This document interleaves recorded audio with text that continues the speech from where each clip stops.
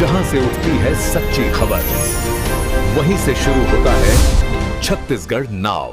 नमस्कार, मैं ज्योति और आप देख रहे हैं छत्तीसगढ़ नाव डिजिटल। रायगढ़ टेलर कल्याण संघ द्वारा गोवर्धनपुर पुलिया के क्षतिग्रस्त होने और भारी वाहनों के आवागमन पर लगी रोक को लेकर एक बार फिर जिला प्रशासन का ध्यान आकृष्ट किया गया है। संघ ने रायगढ़ कलेक्टर को ज्ञापन सौंपते हुए वैकल्पिक मार्ग की तत्काल व्यवस्था की मांग की है।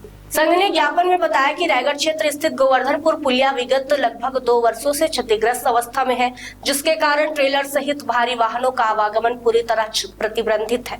इस समस्या के चलते ट्रेलर चालकों, गाड़ी मालकों, माल परिवहन से जुड़े व्यापारियों, उद्योगों, मरम्मत कारीगरों और पार्ट्स दुकानदारों को भारी आर्थिक नुकसान उठाना पड़ रहा है। गाड़ी मालिक संघ ने अपनी पीड़ा व्यक्त करते हुए बताया कि आवागमन का कोई वैकल्पिक रास्ता न मिलने के कारण उनकी स्थिति दिन ब दिन बदतर होती जा रही है। हालात ऐसे हो गए हैं कि कई परिवारों को जीवन यापन के लिए अपने गहने तक बेचने पड़ रहे हैं। रोजमर्रा के खाने तक के लिए पैसे नहीं बच पा रहे हैं। संघ के अनुसार इस समस्या से सीधे तौर पर लगभग 250 से 300 परिवार प्रभावित हो रहे हैं। संघ ने यह भी बताया कि बीते 2 वर्षों से लगातार ज्ञापन सौंपे जा रहे हैं, लेकिन आज तक कोई ठोस समाधान नहीं निकल पाया है। गाड़ियों के परिचालन बंद होने से फाइनेंस कंपनियां वाहन जब्त कर रही, जिससे गाड़ी मालिकों की मुश्किलें और बढ़ गई हैं। संघ के पदाधिकारियों ने कहा कि कई परिवार आर्थिक और मानसिक तनाव के चलते बेहद गंभीर स्थिति में पहुंच चुके हैं। संघ ने आरोप लगाया कि कलेक्टर, विधायक, एसपी, महापौर सहित सभी संबंधित अधिकारियों को कई बार ज्ञापन सौंपे जा चुके हैं, बावजूद इसके प्रशासन द्वारा अब तक कोई प्रभावी कदम नहीं उठाया गया। इससे गाड़ी मालिकों में भारी आक्रोश और निराशा है।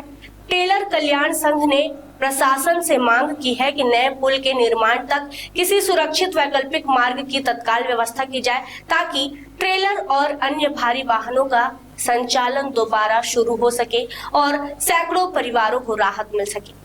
आज विगत 2 वर्षों से हम लोग सिर्फ ज्ञापन ही दे रहे हैं। हम लोगों की स्थिति आज के डेट में ये हो गई है कि लगभग गाड़ियां सीज हो रही है, फाइनेंसर लोग खींच के ले जा रहे हैं और हम लोग अपने परिवार के साथ मौत के कगार पर पहुंचते जा रहे हैं। विगत 2 वर्षों से हम लोग वैकल्पिक रास्ते की मांग कर रहे हैं। जो गोवर्धनपुर पुलिया टूटा है, जिसके वजह से हम लोगों की गाड़ियां चल नहीं पा रही है। हम लोग एमएसपी से गिरवानी साइड और इंडेग्रो, शिव शक्ति, माँ शाकम्भरी, ये सब से लोकल काम करते हैं।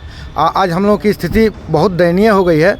आज तक कोई सूद लेने वाला नहीं है, सिर्फ ज्ञापन ही ज्ञापन दे रहे हैं और सारे अधिकारियों को भी ज्ञापन दे चुके हैं। माननीय कलेक्टर महोदय जी को भी दिए हैं, माननीय विधायक महोदय जी को भी दिए हैं, एसपी साहब को भी दिए हैं, महापौर जी को भी दिए हैं, लेकिन हमारा सूद लेने वाला आज के डेट में कोई नहीं है। अगर ये स्थिति अगर बनी रही तो कल 2-4-10 दिनों के अंदर में परिवार के साथ हम लोग मौत के कगार पर पहुंच जाएंगे और फांसी के फंदे पर झूलने के लिए तैयार है। सिर्फ आश्वासन यही मिलता है कि हम व्यवस्था कर रहे हैं, इसके अलावा और कोई व्यवस्था नहीं हो पाता है।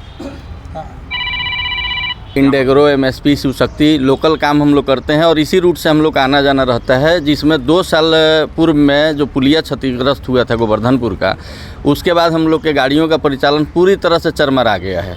2-2, 3-3 EMI टूट चुका है। फाइनेंसर लोग घर पे पहुंच रहे हैं और हम लोग के लिए कोई वैकल्पिक मार्ग का व्यवस्था नहीं हो पा रहा है। प्रशासन के पास हम लोग हर महीने 2 महीने में 2 बार 3 बार आना जाना कर रहे हैं 2 साल से, लेकिन कोई व्यवस्था नहीं हुआ, जिसमें आज गाड़ी मालिकों की स्थिति ये हो गई है कि अपने गहने और ज़मीन जो है गिरवी करना पड़ गया है और ये स्थिति चलते रहा तो हम लोग जो है मरने के कगार में आ गए हैं।